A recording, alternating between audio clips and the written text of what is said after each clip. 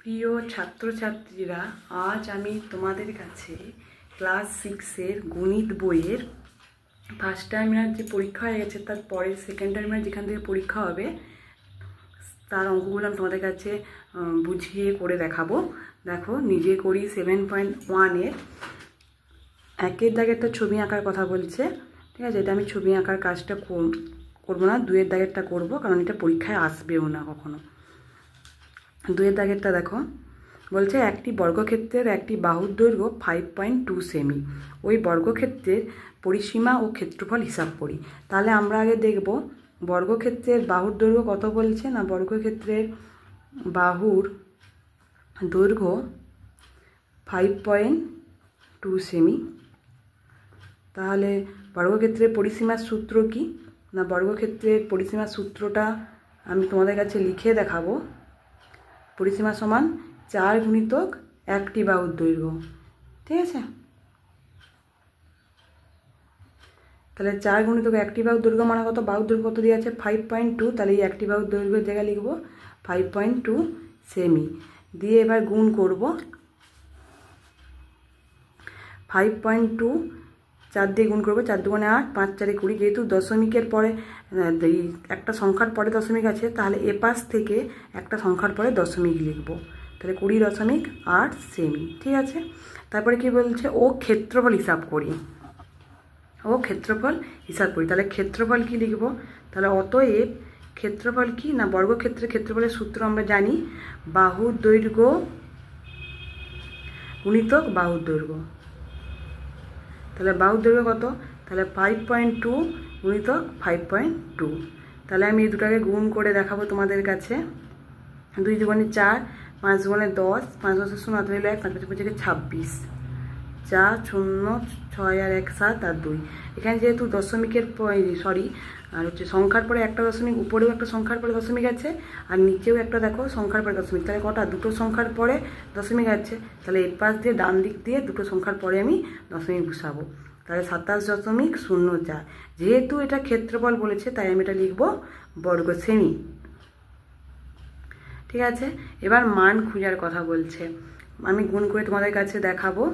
প্রথমে কি আছে, একের দাগের কি আছে দেখো, 6.2 গুণিতক 3.1, ঠিক আছে। তাহলে দেখো 6.2 গুণিতক 3.1কে আমি গুণ করবো, 6.2 3.1কে গুণ করে দেখাবো। 1 2 2, 1 6 6, 3 দুগুণে 6, 6 3 18, 2 6 6 12 2 হাতে রইল 1 আর 1 9 আর 1। দেখো যেরকম গুণ হয় সেরকমই গুণ করবে, ভাববে দশমিক নেই, এক দশমিক আছে বলে ঘাবড়ানোর কিছু নেই, ঠিক আছে। যেরকম গুণ করতে হয় সেরকমই গুণ করবে। করার পরে দেখো দশমিকের পরে একটা সংখ্যা, এখানে দশমিকের পরে একটা সংখ্যা, তাহলে কটা সংখ্যা হলো, দুটো সংখ্যা, তাই আমি ডান দিক থেকে দুটো সংখ্যার পরে দশমিক বসাবো, ঠিক আছে। এটাই হবে উত্তর। তারপর 2-এর দাগেরটা দেখো, 11.3 গুণিতক 2.5। তাহলে 2-এর দাগেরটা দেখো 11.3 2.5 দিয়ে গুণ করবো। 5 3 15 5, 1 5 1 5 6, 5 1 5, 3 দুগুণে 6, 2 1 2, 2 1 2। দেখছো দশমিক আছে বলে আমি কিছু ভাববো, দশমিকটা নেই, যেরকম গুণ করতে সেরকম গুণ করবে, লাস্টে দশমিক বসাবে। এখানে দেখো দশমিকের পরে একটা, এখানে দশমিকের পরে একটা, তার মানে একটা একটা দুটোর পরে দশমিক আছে, তাই ডান দিক থেকে দুটোর পরে দশমিক বসাবো, ঠিক আছে। এবার 3-এর দাগেরটা কি আছে দেখো, 11.25 গুণিতক 7.3। তাহলে 11.25 7.3।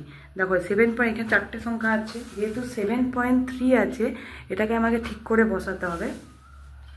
7.3টাকে আমি দশমিক যেমন আছে সেরকম লিখে দেবো, এই পাশে 3 আছে 3 লিখবো, এই পাশে 7 আছে 7 লিখবো, এই পাশে কিছু নেই, আমরা হচ্ছে গুণের সুবিধার জন্য শূন্য বসাবো।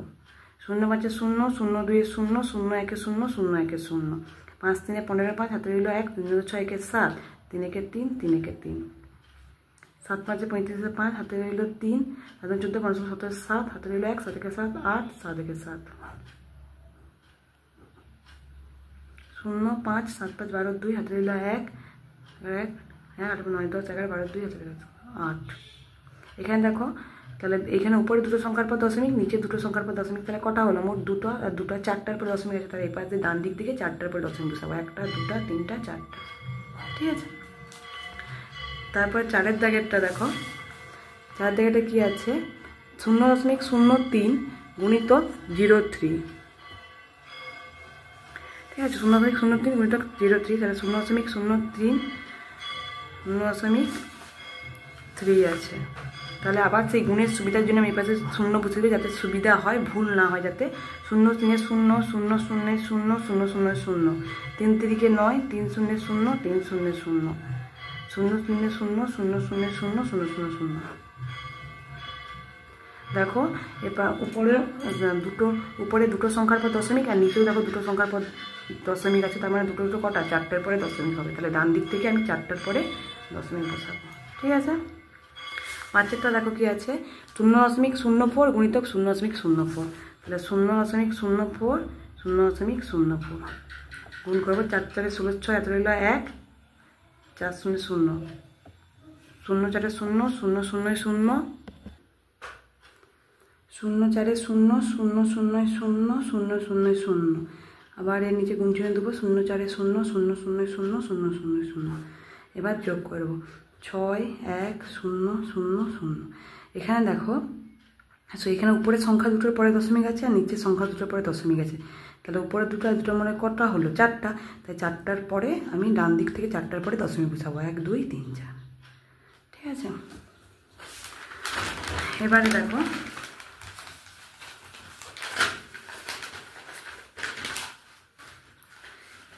তোমাদেরকে এই অঙ্কগুলো আমি বইয়েতেই করে দেখাবো। দেখো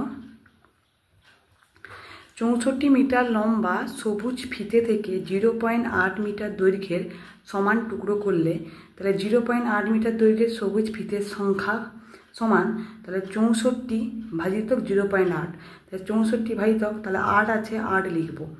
দশমিকের জন্য 1, তারপরে যেহেতু একটাই সংখ্যা আছে তাই একটা শূন্য, ঠিক আছে।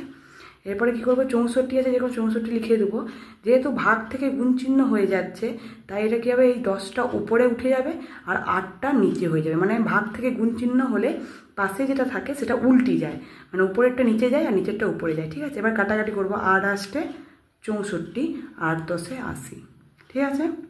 তারপরটা দেখো 31.25 মিটার লম্বা সাদা ফিতে থেকে 0.25 মিটার দৈর্ঘ্যের সমান টুকরো করলে, তাহলে 0.25 মিটার দৈর্ঘ্যের সমান টুকরো পাবো 31.25 ভাজিতক 0.25টি।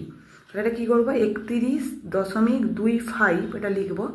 দশমিকের জন্য 1, তারপরে যেহেতু দুটো সংখ্যা তাই দুটো শূন্য, আবার 0.25, তাহলে 25 লিখবো। দশমিকের জন্য 1, তারপর দুটো সংখ্যা দুটো শূন্য, ঠিক আছে। তাহলে এই 31.25 এই পাশে যেটা যেরকম আছে সেরকম লিখে দেবো, এই ধারেরটা যেরকম আছে সেরকম লিখে দেবো। যেহেতু গুণ চিহ্ন হয়ে গেছে, এই ধারেরটা কী হবে না, চেঞ্জ হয়ে যাবে, মানে নিচে 100 আছে এটা উপরে উঠে যাবে, আর উপরেরটা 25টা নিচে নেমে যাবে। এবার কাটাকাটি করবো, 100 100 কেটে যাবে, 25 দিয়ে 3125কে ভাগ করব। তাহলে 25 একে 25, আমি সেটা তোমাকে ভাগ করে দেখিয়ে দেবো।